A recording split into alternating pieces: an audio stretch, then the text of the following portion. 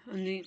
अस्सलाम वालेकुम। First year आज का बच्चे हमारा जो चैप्टर नया स्टार्ट होने वाला है वो है chapter number 4, liquids and solids. Liquids and solids से ही आपको पता लग गया होगा, लास्ट चैप्टर हमारा था गैसेस के ऊपर। उसमें हमने गैसेस के सारे प्रॉपर्टीज़ पढ़ी, उसके बाद उसकी हमने थेरीज पढ़ी, इक्वेशंस हमने ड्राइव की हैं। ठीक है, अब जो है हमारा चैप्टर वो है solid and gases, liquid and gases पे। इसमें हम लिक्विड्स और सॉलिड के बारे में पढ़ेंगे, किस तरह उनमें बॉन्डिंग होती है, कौन सी आपके पास फोर्सेस होती हैं जो उस पर काम कर रही होती हैं। ठीक है, वो सारा हम इन्हीं में डिस्कस करेंगे। अभी जो है हमारे पास एक बात जो हमने साथ साथ करनी है, that is intermolecular forces. Inter का मतलब होता है बीच में, और मॉलिक्यूलर मतलब मॉलिक्यूल्स के दरमियान में। ठीक है, फोर्सेस का मतलब ऐसी ताकत जो कि उन्हें जोड़ती है, फोर्सेस जिनको कहा जाता है। ठीक हो गया। अब वो कहते हैं कि हमारे पास, याद रखें, ये क्वेश्चन है आपके पास आ जाता है कि attraction between the molecules is much weaker then the attraction between the atoms within a molecule. क्या मतलब है इस बात का? आपको पता है एक मॉलिक्यूल बना होता है, जैसे वाटर का मॉलिक्यूल है H2O, उसमें अब क्या है, ऑक्सीजन और हाइड्रोजन ने आपस में बॉन्डिंग की हुई है और वो एक मॉलिक्यूल बन गया। ठीक है, ऑक्सीजन और हाइड्रोजन वहाँ पे एटम्स हैं। ठीक हो गया। अब इसी तरह वाटर का एक मॉलिक्यूल और वाटर का दूसरा मॉलिक्यूल भी आपस में बॉन्डिंग करके रहेगा, तभी एक पूरा पानी आपको नज़र आता है ना। ग्लास में जो पानी पड़ा होता है उसमें क्या होता है, वाटर के काफ़ी सारे मॉलिक्यूल्स आपस में बॉन्डिंग करके बैठे होते हैं। अब वो जो आपस में उन्होंने जो बॉन्डिंग की हुई है एक मॉलिक्यूल ने दूसरे मॉलिक्यूल्स के साथ, उसको हम इंटरमॉलिक्यूलर फोर्स कहते हैं या इंटरमॉलिक्यूलर बॉन्डिंग कहते हैं, जिससे वो जुड़े हुए हैं।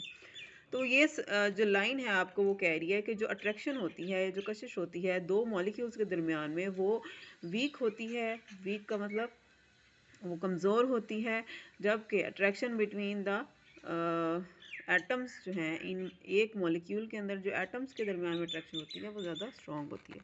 ठीक हो गया। अच्छा, अब वो आपको बता रहा है कि जी इन अ मॉलिक्यूल ऑफ HCl, वहाँ हमारे पास H और हाइड्रोजन और क्लोरीन जो है उसके अंदर एक कोवलेंट बॉन्ड है।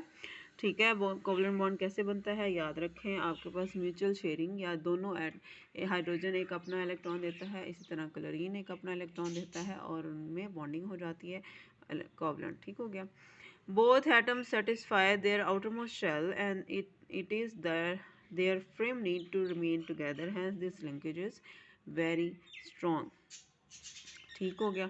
अब ये जो आपको क्वेश्चन, अभी आपको 2-2.5 लाइनें नज़र आई हैं ना। ठीक है, ये आपका एक जवाब है एक सवाल का। कौन सा सवाल है वो सवाल ये है कि वाई, ठीक है, वाई, यहाँ से लिख लें इसको बेशक, why attraction between molecule is much weaker than the attraction between atoms within a molecule. ठीक है, तो उसने आपको एग्जाम्पल के ज़रिए समझाया कि हमारे पास एटम्स का क्या होता है, एटम्स आपस में क्यों स्ट्रॉन्ग अट्रैक्ट करते हैं, क्योंकि उन्होंने अपने इलेक्ट्रॉन्स को शेयर करना होता है। इलेक्ट्रॉन्स के जरिए उन्होंने बॉन्डिंग करनी होती है, जिसकी वजह से वो जो बॉन्डिंग होती है वो ज़्यादा स्ट्रॉन्ग होती है हमारे पास। ठीक है, उन्होंने अपना आखिरी शेल जो है वो कंप्लीट करना होता है। कंप्लीट मतलब या तो उसमें 2 इलेक्ट्रॉन पूरे करने होते हैं हर सूरत, या उसमें 8 इलेक्ट्रॉन्स पूरे करने होते हैं। ठीक हो गया।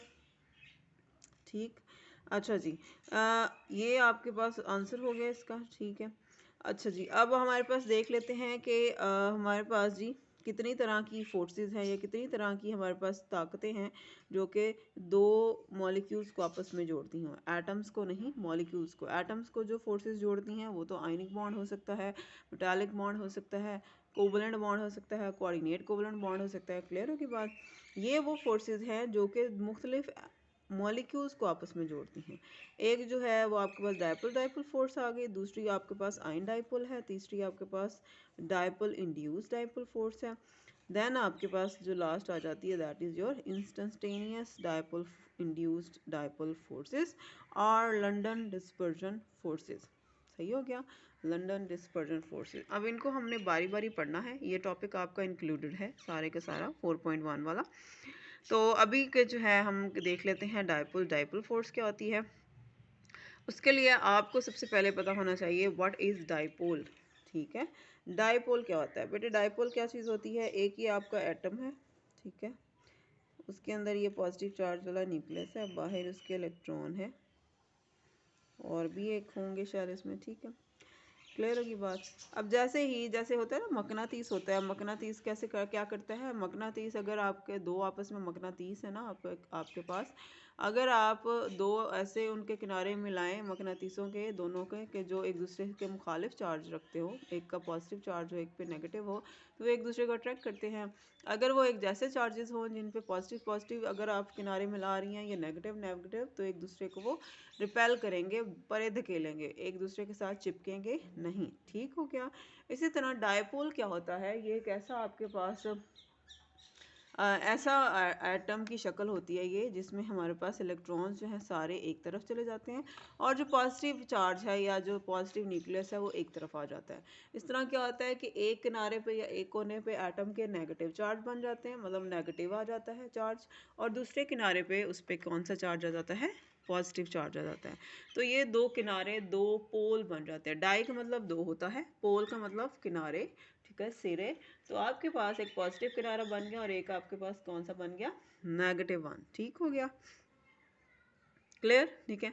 तो डायपोल डायपोल फोर्सेस, तो ऐसी फोर्सेस जो कि इस तरह के दो एटम्स को आपस में मॉलिक्यूल्स को आपस में जोड़े, पॉजिटिव और नेगेटिव किनारों वाले मॉलिक्यूल्स को आपस में जोड़े, वो हमारे पास कौन सी फोर्सेस होती हैं, डायपोल डायपोल फोर्सेस। ठीक है, एग्जाम्पल उसने आगे दी हुई है, उसको देखेंगे करेंगे हम। HCl है वो कहता है आपके पास, ठीक है।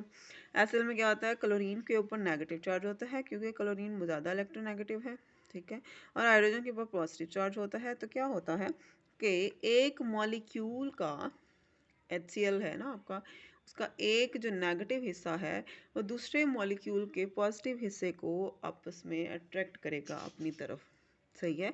इसी तरह जो दूसरा मॉलिक्यूल है उसका जो है नेगेटिव हिस्सा वो उससे अगले मॉलिक्यूल के पॉजिटिव हिस्से को अट्रैक्ट करेगा। इस तरह एक आपके पास बॉन्डिंग होती जाती है, इस तरह एक आपके पास सीरीज बन जाती है। ठीक हो गया। कहता है the positive end of one molecule attract the negative end of another molecule and these electrostatic force of attractions are called dipole dipole forces।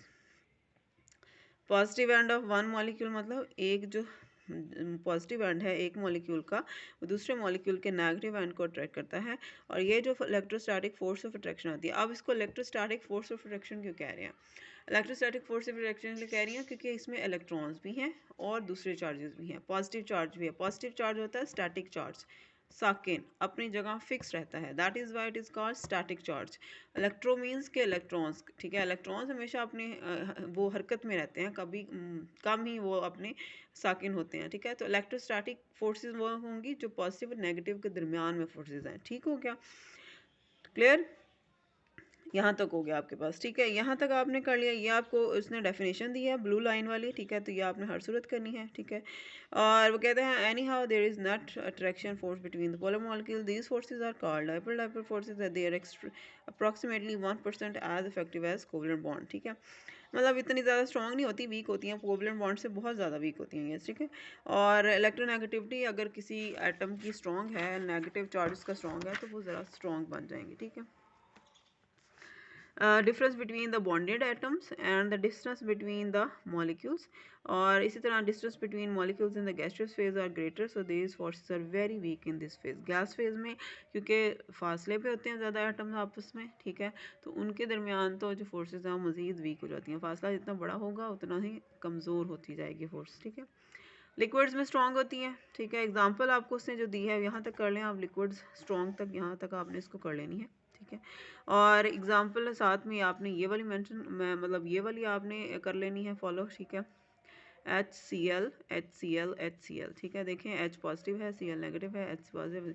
अब ये देखें ये जो H और Cl के दरमियान जो बॉन्ड है वो एक पूरी मुकम्मल लाइन है, लेकिन जो इस Cl और उससे अगले वाले मॉलिक्यूल के H के दरमियान बॉन्ड है वो डॉटेड लाइन है, नुक्तों वाली लाइन है, ठीक है।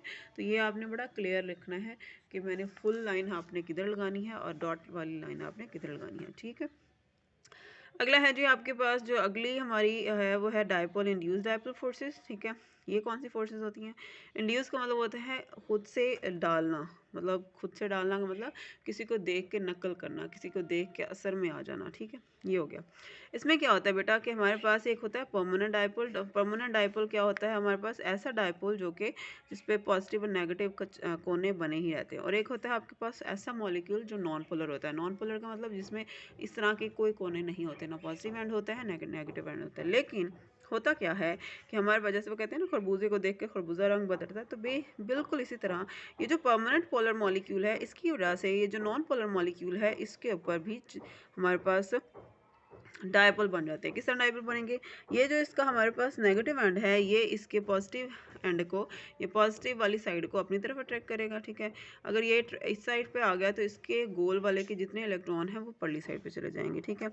तो ये एक आपका इंड्यूस डायपोल क्रिएट हो गया।